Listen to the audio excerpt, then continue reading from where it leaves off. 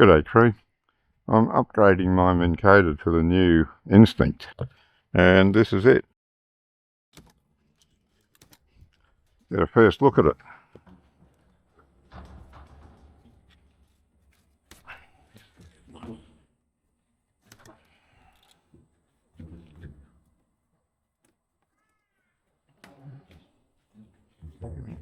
Got a staple. Got several staples in here that are holding it together. It'd have to be pulled out. This must be a box of bits and pieces. Let's see what we've got in here. Oh, wow, it comes with a stand. Now that really is a bonus. I wonder if it's taller than the stand I got, because the one I got's a little bit on the short side. This is a bit taller. Excellent. Let's have a look at the rest of this now. Got a book of words. What have we got here? Mounting hardware. And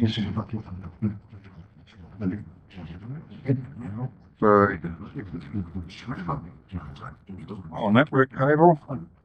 Dongle for the network cable. This must be our remote. What I need to do here is just drill these holes out a bit. The old Minn Kota used smaller bolts. Well, that was the wisdom of the internet anyway. I did make a specific point of checking if the Minn Kota Riptide Instinct bolt placement was the same as the Minn Kota Riptide Ulterra.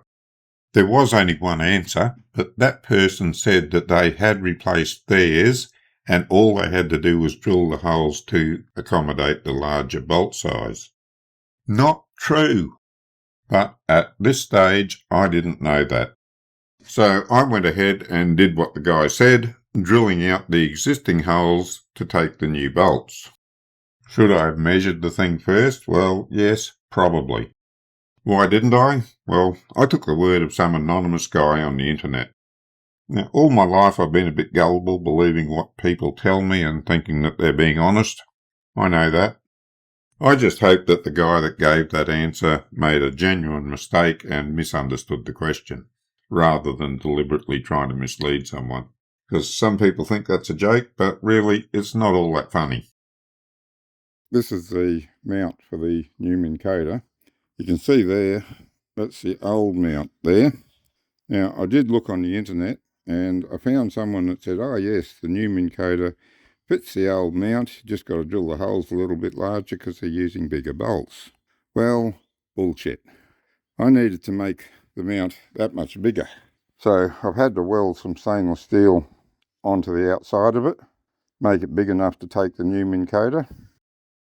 So a little bit annoyed that I didn't know that to start with. Not that I would have done anything really different, but at least I would have been prepared for it. So I've got it tacked up here pretty well, and I've started the welds. I've got a lot more welding to do on it. Yeah, so if you're putting on a new model Minn Kota Quest Instinct, do know that the mount does not fit the old Minn Kota Ulterra. You need a much bigger mount for it.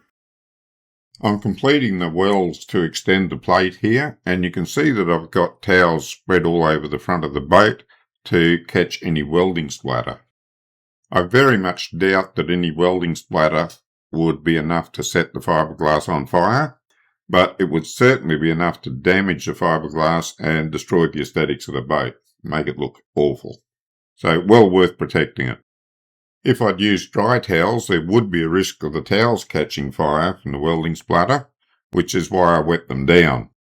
And I also did the welding in very short runs in an effort to avoid getting too much warpage on the job. If you're not familiar with welding, the heat of the welding can actually warp the metal that you're welding and bend it. Ideally, I would have liked it not to warp at all, but that's asking a lot from an amateur welder.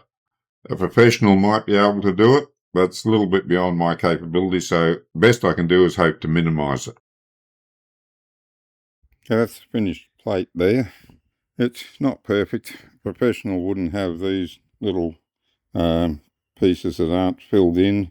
but I think it's going to be good enough for the job it's got to do. And if I try to fill them in, I'm just going to warp the plate.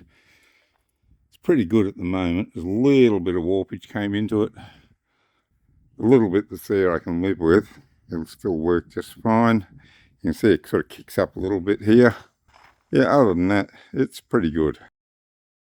So just to elaborate on what I said a little bit, those recesses in the weld actually goes all the way through to the bottom of the material. I welded through the whole 5mm of it, did a bevel weld, and those bits that I've missed won't weaken it as such. A professional wouldn't have them there, and what I could have done is ground the weld in a little bit and then gone back and filled it up. But then I would have risked putting more warpage in the material through the heat, and I didn't want to do that. I didn't want to risk that. There was already a little bit of warpage there, not much, but enough that I didn't want any more. So for that reason, I've elected to leave it there. I don't think it's going to affect the strength of it, although it will be a source of a little bit of corrosion, even though it's 316 stainless steel and 316 welding rod.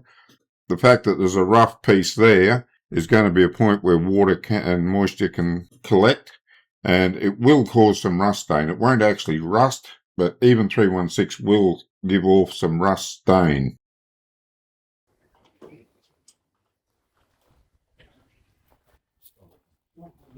Extra bit, get it up and it's over from down there. Oh. Almost got it. That's it. Oh. Oh. Oh. Oh, damn, that's heavy.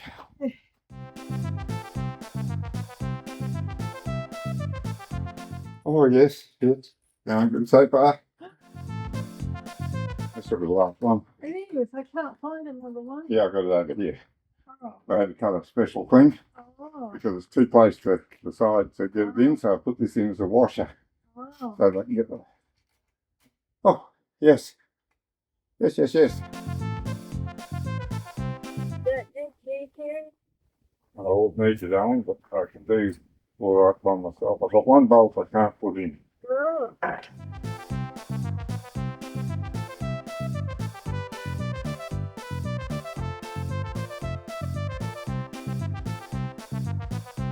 Now it's just a matter of putting the bolts on. They've given me some tube of anti-seize. It's just that stuff that I've got in the syringe. As soon as they've given me some, I'll use theirs.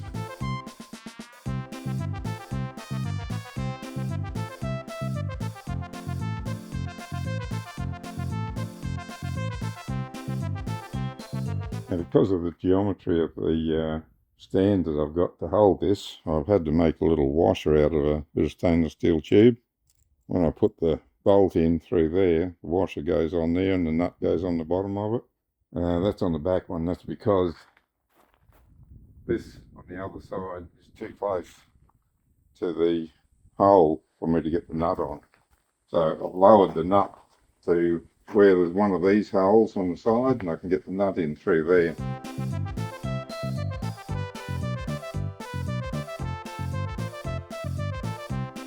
Okay, well, she's mounted on there. Got all the bolts tightened down. I've got 5 of the 6 bolts tightened down. I've got to do something about this other one. Just take the camera over and show you what I have in mind. So the bolt goes through there and you can see where the drills come through on that web. So what I'm going to do is I'm going to drill through on that web just there and then use an angle grinder. See if I can grind a slot in there that I can let me get the bolt in. Drill that hole through there. Now I've just got to get a file and file it square at the top, and then I'll be able to fit that nut in there to get that last bolt in.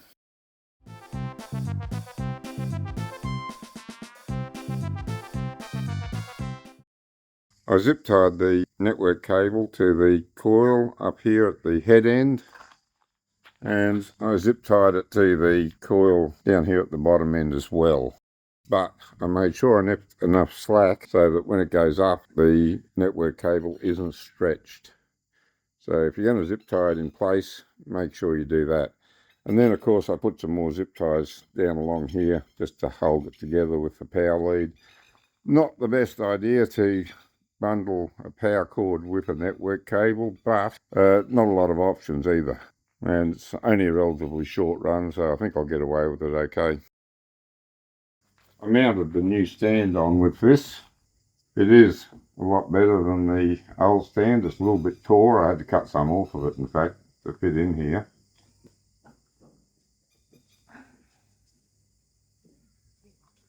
Just a little bit concerned about the amount of tension on that, because the old one broke the rubber because of the amount of tension on it. This one seems to sort of maybe a bit more tension than it needs, but see how it goes, I guess. I can fix it the same way as I fixed the old one. All right, the moment of truth. Will it deploy?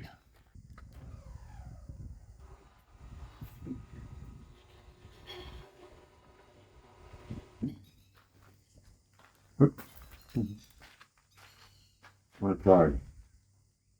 It does deploy, but not while it's on the trailer. And also not while I've got it set to align to the bait. But it does deploy, that's the main thing.